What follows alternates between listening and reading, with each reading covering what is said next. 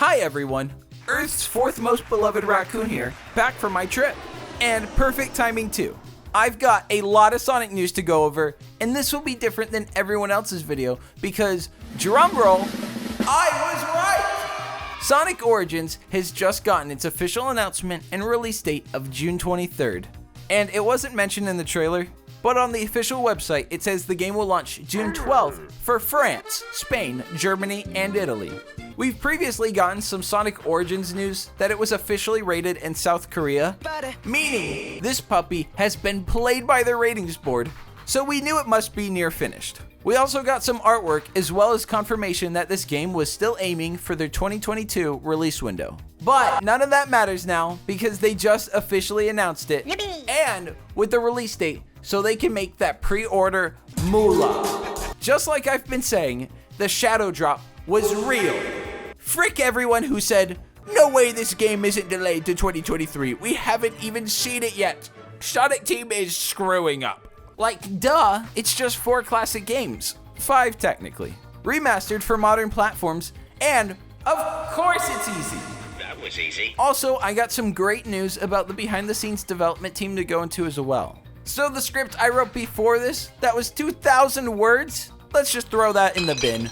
Irrelevant. So before we get into any of the new details on Sonic Origins, now that we know which leaks were true, and I even got right calling out Zippo's last leak as cap. Like when Zippo said it'd be delayed to 2023, Cap. you could go back and check, but I said there's no way a project like this would halt the entire release lineup for Sonic, and was definitely getting announced with a release date soon. This is the first one I'm actually going to contest. And remember, Zippo doesn't always get all the details right, so a lot of this is up in the air. Now, before we get into any of the new details on Sonic Origins and react to the trailer, there's also some bad things coming from this. Like Sega nickel and diming everything, even down to the music and features big to small. And the Sonic fan base is definitely reacting. A lot to cover here. So without further ado, let's react to the trailer and then get into all the updates and changes shown. Ah! Oh! Sonic Origins reaction.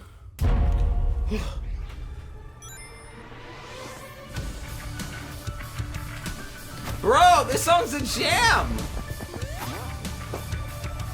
Is this the hyper potions? This is hard. Is this new?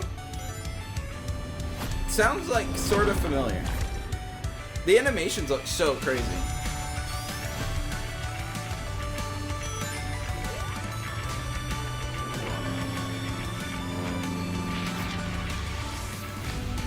Okay. Oh, you can play as... That's neat.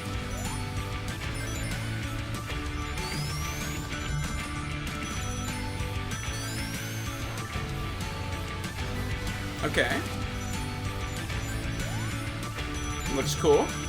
Nice shot. The letterboxing, okay.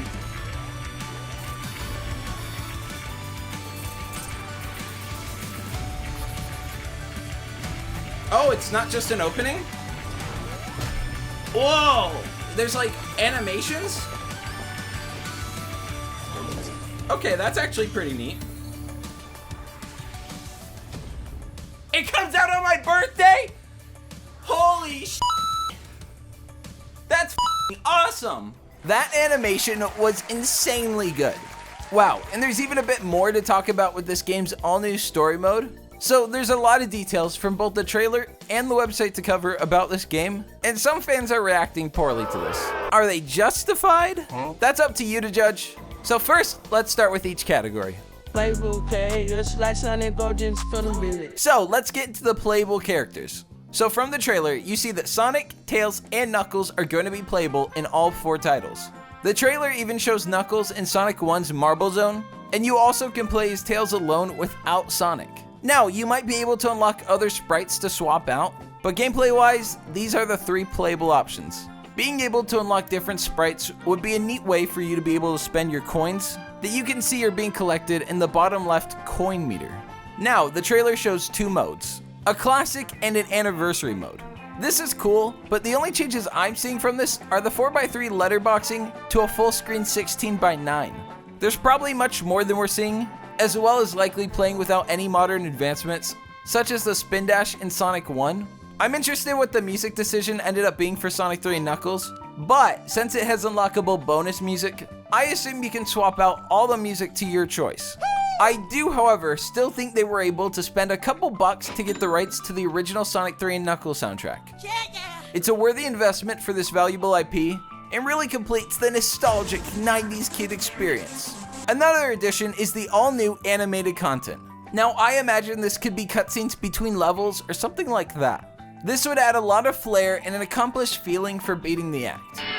This seems to be some of the most anticipated stuff from the entire project and is going to be really refreshing. I'm excited to see how they're able to bridge gameplay with these animated sections, and I'll talk about this more when we get into the new story section.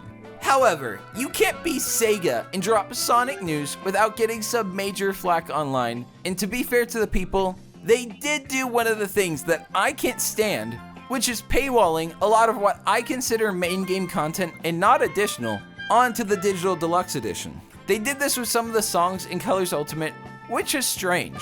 Instead of adding extra stuff for the pre-orders, it feels like they removed main content to put it as a digital deluxe. But even compared to Colors Ultimate's very few things, if you don't get the digital deluxe edition for Origins, you'll miss out on bonus hard missions, additional music tracks, letterbox backgrounds, character animations, and something called Island Camera.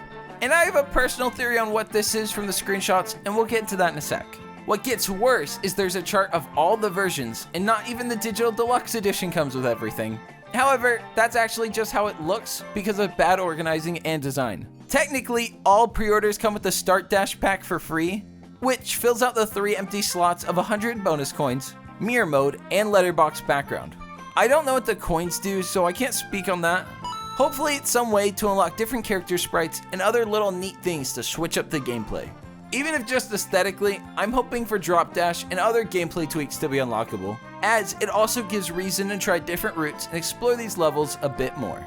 I don't care at all about these other versions because what's even the point of them? The Digital Deluxe has it all, so that's the obvious choice for me because it's a $5 difference. I think people are overreacting to this news and it's not a big deal at all.